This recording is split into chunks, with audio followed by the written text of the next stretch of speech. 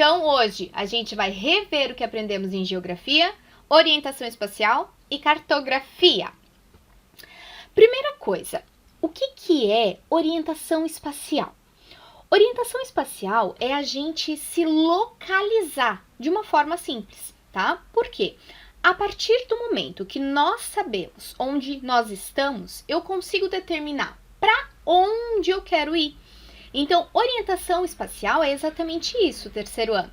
É eu conseguir determinar onde eu estou e a partir daí eu definir para onde eu quero ir, tá? E isso também é interessante porque a gente tem uma noção da nossa posição em relação a outros objetos, em relação a outros lugares, em relação a outras pessoas. E quando a gente fala de orientação espacial, é muito comum a gente usar alguns conceitos. Por quê? Porque é mais simples de entender. Se eu falo assim, ó, está à minha frente, está atrás de mim, à minha direita, à minha esquerda. Então, são conceitos que nós usamos que acaba facilitando a compreensão, acaba, assim, ajudando a entender. Tanto que aqui no slide, a prof colocou uma figura que tem uma casinha e um castelinho, né? A gente consegue ver, é fácil de a gente identificar onde que está a casa. Ah, a casa tá no C, ali, e no 2.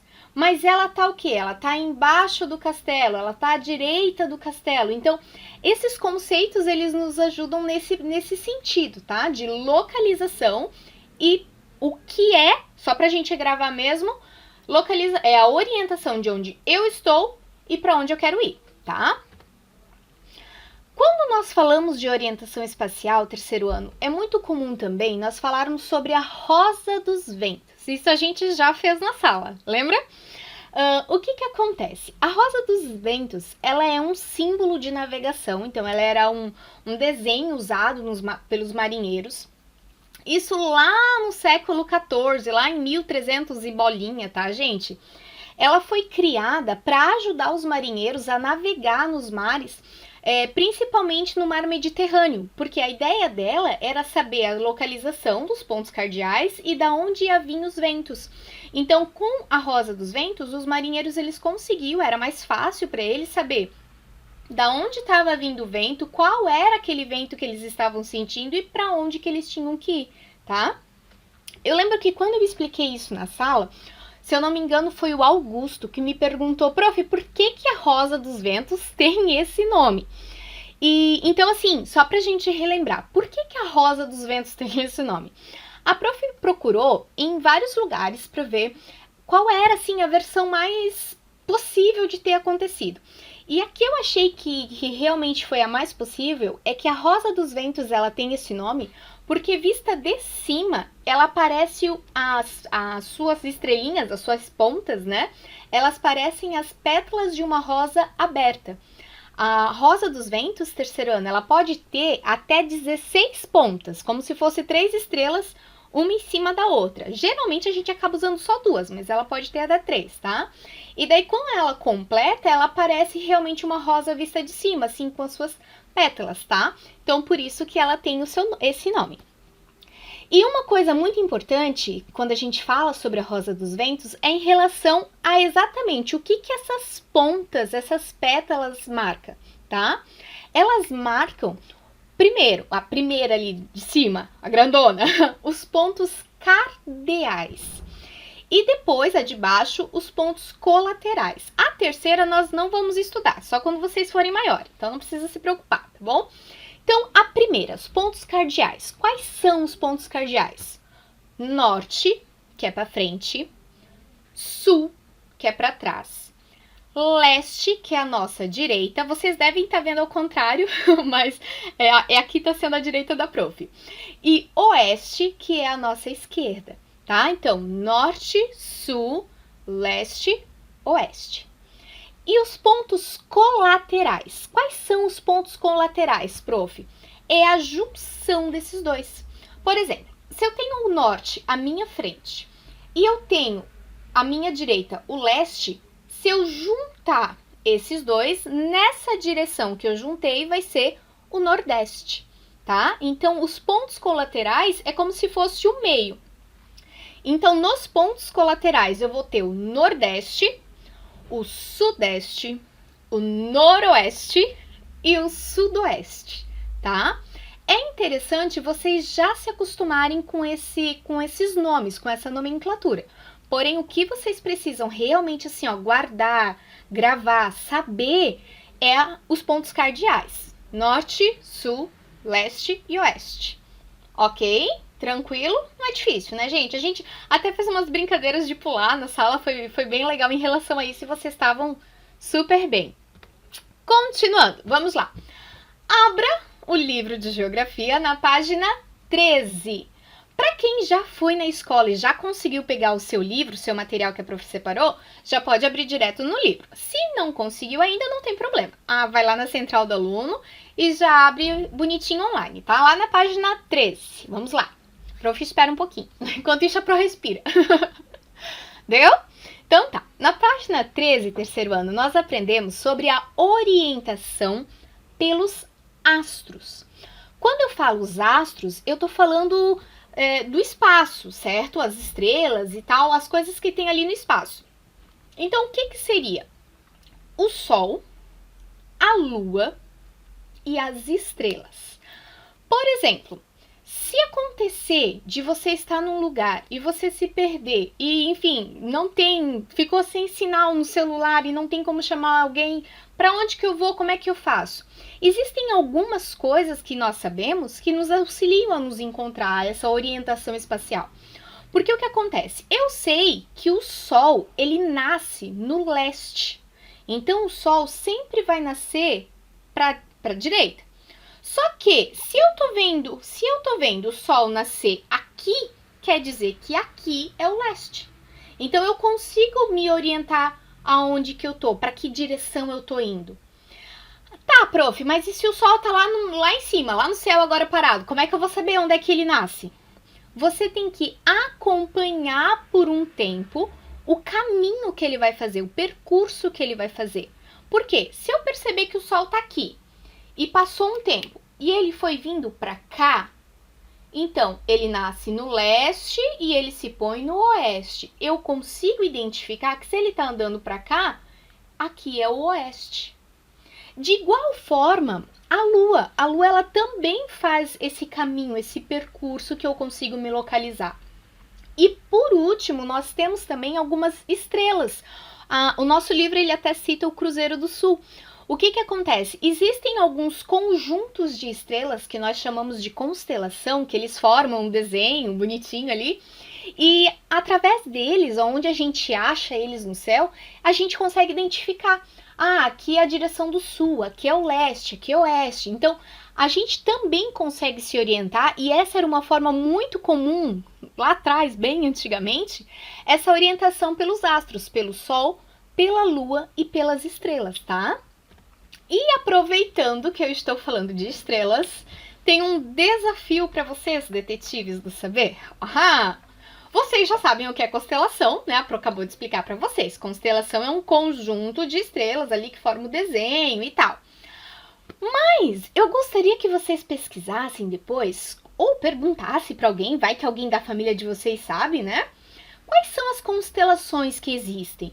Não precisa ser todas, gente, porque é muitas, mas as principais. Quais são as constelações? Como que elas são? Elas parecem com algum desenho? Qual o desenho que elas parecem? E assim, da casa de vocês, claro que se vocês estão fazendo aula durante o dia, vocês não vão conseguir fazer, mas quando chegar de noite, lembra do que a prof está falando e dá uma olhadinha. Da casa de vocês, vocês conseguem ver alguma constelação? Vocês conseguem identificar? Aquela é o Cruzeiro do Sul. Aquela... Dá uma olhadinha. Esse vai ser o meu desafio para vocês, tá bom, detetives? Ver quais constelações existem, como que elas são, o que elas se parecem e se daí da casa de vocês, vocês conseguem perceber alguma, tá? Continuando. Então, vamos lá. A gente viu que é orientação espacial, que é como a gente se localiza para ver onde a gente vai, bonitinho. A gente viu orientação pelos astros. Agora a gente vai ver a orientação por instrumentos, tá? O que seria isso? Quais são os objetos que a gente usa para estar ajudando, para estar nos ajudando nessa localização, nessa orientação, tá? Lá na página 14 do nosso livro, a gente viu que a orientação espacial ela pode ser feita por instrumentos, né? Que é o que a Pro tá falando. E ela cita a bússola, ela cita o astrolábio e ela cita o GPS. São 3 instrumentos diferentes que nos ajudam a questão da orientação, certo? O astrolábio e a bússola, eles eram bem mais utilizados antigamente, agora não tanto, agora a gente usa mais o GPS, mas ainda assim os 3 têm a sua importância, certo? O que acontece? A bússola, ela talvez foi uma das criações, gente, mais importantes que o ser humano já fez nesse sentido de navegação. Aqui no slide, ele tem a foto ali de uma bússola para vocês verem. E se vocês repararem, no meio da bússola do desenho, vocês vão ver que tem a rosa dos ventos. Dá uma olhadinha, olha ali. Olha no slide. Vocês percebem que ele tem o desenho da rosa dos ventos, ali aquelas estrelinhas, tem o N do norte, o S do sul.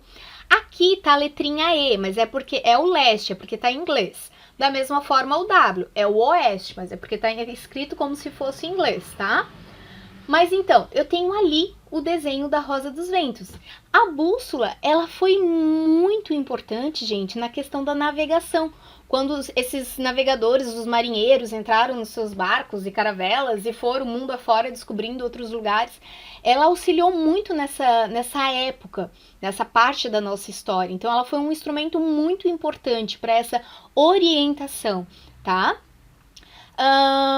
Uma coisa também interessante é que como a bússola funciona? Ela funciona totalmente através de magnetismo, tá? Ela tem a agulha ali, aquela pontinha vermelha que vocês estão vendo aqui no slide, ela é magnetizada e ela vai apontando para esse magnetismo da Terra. É como se fosse uma força invisível que puxa, sabe? Então, ela através dela você consegue identificar onde é o norte, onde é o sul e tal. É bem legal, assim. Se vocês tiverem oportunidade, eu lembro, se eu não me engano, foi o Augusto que disse que tinha uma bússola em casa, mas se não for, não tem problema. Quem tiver a possibilidade de pegar uma bússola e ver como é que ela funciona, é bem bacana, tá? Continuando. Agora a gente vai ver um pouquinho sobre cartografia, tá? Até agora a gente estava vendo orientação espacial, que orientação espacial é pra gente se localizar, falamos da rosa dos ventos, falamos dos astros, falamos dos instrumentos. Agora a gente vai ver um pouquinho sobre cartografia, tá? Galerinha, abre o livro de vocês de geografia lá na página 20. Abriu? Então tá. Vocês se lembram o que é cartografia? A Pro falou isso na sala. O que será que era cartografia? Vocês não lembram, né? Parece que eu escuto vocês falando, não sei, prof. Gente, cartografia é de uma forma bem simples, tá? Para vocês entenderem. Para vocês entenderem. É o estudo dos mapas, da elaboração dos mapas. É o estudo de como os mapas são feitos, tá? Então, cartografia, estudo dos mapas. Uma coisa interessante para a gente perceber é que os mapas nem sempre foram como são hoje. Eles tiveram uma evolução, eles foram mudando. Até porque, terceiro ano, muito antigamente, assim, ó, bem antigamente mesmo, tá? Assim, lá em 1300 e alguma coisa, 1200 e alguma coisa, ou até antes, ou até bem antes, as pessoas, elas não sabiam que, assim, que o mundo tinha tantos lugares como a gente sabe hoje em dia. Eles achavam que o mundo era só aquela ilhazinha que eles conheciam e o resto era só água. Então, à medida que eles foram pegando seus navios e indo para outros lugares, eles foram descobrindo que existia outros lugares. Então, o que eles faziam? Qual era a principal função do mapa? Era, primeiro, fazer o desenho, o registro de onde estavam esses locais, certo? E à medida que eles foram descobrindo outros lugares, eles foram desenhando também esses outros lugares. Então, os mapas, eles foram evoluindo, eles foram mudando. E uma coisa que tem muito interessante é que, assim, nessa época das grandes navegações, era muito comum, eu lembro que na sala eu até mostrei isso para vocês, que tem no nosso livro. Os mapas, e assim, no meio do oceano, no meio do mar, no mapa tá desenhado um monstro, assim. Tá, mas e aí? Tem monstro lá, prof? Não tinha. Talvez até tinha algum bicho estranho, mas não tinha nenhum monstro. Mas por que as pessoas faziam isso? Por dois motivos. Primeiro, pelo desconhecido. Eles não sabiam o que tinham lá. Então, eles colocavam o monstro assim porque era da imaginação deles. Ou então, exatamente o contrário. Era comum também, por exemplo, eu descobri uma ilha que tem, vou usar um exemplo, que tem muito ouro. E eu não quero que ninguém vá lá. Então, o que eu faço? No meu mapa, eu desenho que tem um monstro terrível que engole todos os navios que vão. Por quê? Porque eu sabia que ninguém ia lá. Se tivesse um monstro, ninguém ia. Então, também era uma forma de fazer segredo de alguns lugares. E à medida que as pessoas elas foram entendendo, foram estudando mais, elas foram também consertando essas pequenas histórias, esses pequenos mitos nos mapas. E o mapa também foi evoluindo. Ele foi deixando de ser algo que continha essas criaturas e foi ficando algo mais perto da realidade. Tá, gente? Aqui, isso é legal, isso é importante, tá? Vamos lá. Representações da Terra. Nós estamos falando sobre mapas, né? E assim, o que é um mapa? Para vocês, o que é um mapa? Se vocês fossem explicar para o irmãozinho pequeno de vocês, um exemplo. O que é um mapa? Mapa, gente, ele é um desenho de um local, só que em miniatura. Eu pego um local e eu vou desenhar ele, só que eu não posso desenhar Balneário Camboriú numa folha do tamanho de Balneário Camboriú. Eu vou fazer esse desenho em miniatura. Então, eu pego uma folha menor, óbvio, e vou desenhar Balneário Camboriú menor do que o tamanho de verdade. Então, é um desenho em miniatura de um determinado local, tá? E quando a gente fala disso, a gente fala sobre as representações do planeta Terra. Existe pelo menos, assim, mais conhecidos, 3 formas de representar a Terra, tá? A forma que é mais próximo do real, que é a forma do globo. Lembra que a Pro até levou na sala o globo para vocês estarem olhando? Que é o quê? Nós sabemos que a Terra ela tem um formato arredondado. Não quer dizer que a Terra é uma bolinha perfeita, lindinha, bem bonitinha. Não. Ela tem algumas deformidades, ela tem algumas, sabe? Só que o que mais se aproxima da realidade é o globo. Então, uma forma de representar a Terra é através do globo. Essa bolinha aqui que é o primeiro desenho que tem aqui no nosso slide. As outras 2 formas que tem para representar, que existe para representar a Terra, a gente fala que elas são formas planificadas, tá? Que daí vão ser os mapas mesmo. Eu tenho o mapa mundi, que é aquele mapa até que a prof mostrou para vocês em sala, que é como se fosse assim, ó. Imagina que eu tô com a Terra assim, é redondinha. E daí eu pego e eu abro ela. E daí eu ponho numa folha retinha. Então, o que acontece? A forma de planificada do mapa da Terra, a gente chama de planisfério.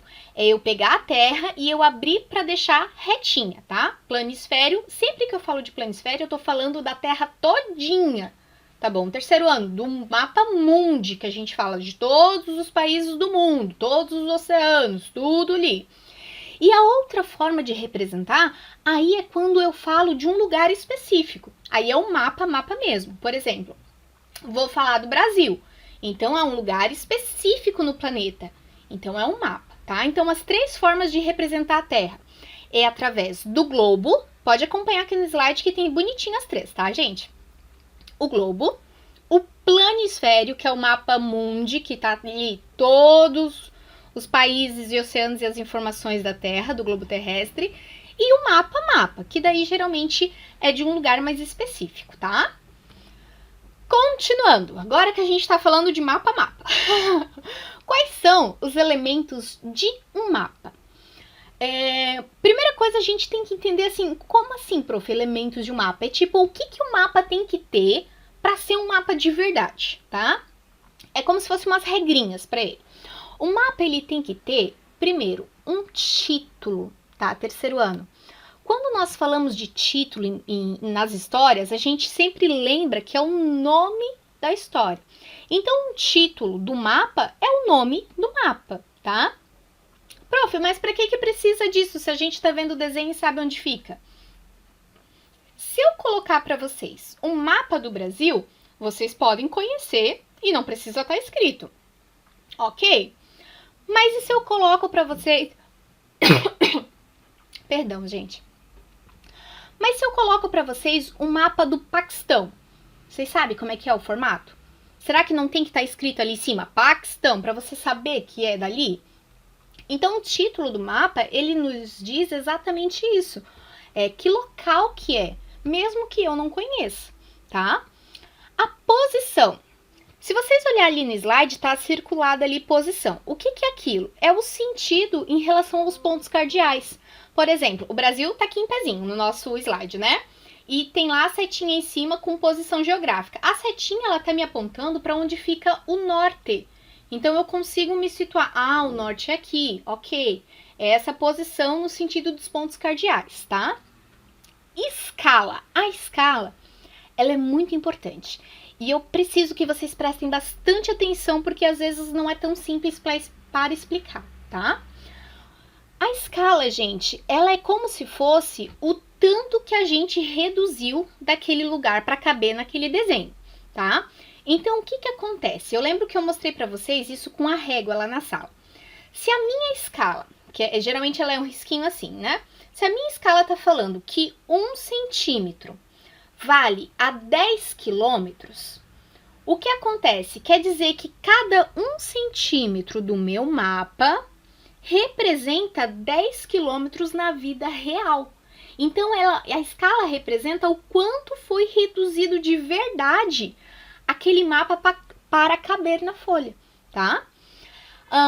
O próximo elemento, a legenda. A legenda, ela também é algo muito importante no mapa. Por quê? Geralmente, no desenho do mapa, a gente não sai escrevendo as informações, a gente não sai escrevendo as coisas, porque senão, dependendo do que eu tô falando, vai virar uma salada e ninguém vai entender nada. Então, o que a gente costuma fazer no mapa? A gente pinta um mapa de cores diferentes, e daí a gente faz um quadradinho separado com cada uma das cores e eu escrevo só ali no cantinho separado o que significa as cores, entendeu? Então, por exemplo, assim, ó, eu pintei a região norte do Brasil de verde, mas eu não preciso escrever região norte no meu desenho. Eu vou lá na legenda, faço uma bolinha verde e escrevo região norte. Então, a pessoa, ela consegue identificar a cor e o que é por causa do que está escrito na legenda, tá? Isso é bem importante para, como eu prof disse, não virar uma salada, tá? Existem também, terceiro ano, outros elementos nos mapas, tá? Existe questão de coordenada geográfica, existe muita coisa. Só que o mais importante para nós, hoje, no terceiro ano, o que é? Título do mapa, isso eu não posso me esquecer. Escala, eu preciso saber o que é uma escala, ainda que vocês agora ainda não saibam usar muito bem, mas preciso entender o que é. E a legenda para um terceiro ano é indispensável, tá, gente? Então, título, legenda e escala, vocês precisam compreender. Então, se ficar qualquer dúvida, gente, manda pra prof, que a prof responde, a prof grava outro vídeo, explica de novo, porque não, assim, para não ficar nenhuma dúvida mesmo, tá? Aqui também eu gostaria de aproveitar que eu tô falando dos mapas para falar uma coisa assim que eu acho bem interessante. Tudo que a Pro explica para vocês, eu gosto de mostrar para vocês como a gente usa no nosso dia a dia. Por quê? Tem coisas, às vezes, a prof já foi aluna, óbvio, né? Óbvio. E às vezes a gente pensa assim, ó, pra que eu vou usar isso, prof? Pra que eu tenho que aprender isso? Então é legal vocês verem tudo que a gente aprende, aonde que a gente vai usar isso na nossa vida, no dia a dia. Então assim, ó, prof, eu não vou ficar abrindo um mapa pra ler e não sei mais o que. Talvez não, talvez sim, talvez não. Mas desse mapa evoluíram várias coisas que nós usamos no nosso dia a dia. A gente até viu isso na sala. É através de um mapa que a moça do tempo passa no jornal a previsão do tempo, ela mostrando o desenho no mapa. A gente usa o mapa quando pede um Uber, porque ele dá a questão da localização, a questão de trajeto, a questão de distância. A gente usa um mapa num guia de viagem, para onde a gente vai, quanto tempo vai demorar, se vai ter que fazer uma escala. Então, assim, tem várias coisas no nosso dia a dia que nós usamos um mapa. A gente usa no GPS do carro para achar num lugar que a gente não conhece. Só que não é aquele mapa que a gente abre como se fosse um mapa de pirata. Só que não deixa de ser um mapa. Então não é porque eu não abri ele que ele não é um mapa. Ele é um mapa, ele continua sendo, mas ele foi evoluindo. Então é interessante a gente aprender sobre isso, a gente saber sobre isso, porque é algo que nós estamos usando no nosso dia a dia, tá?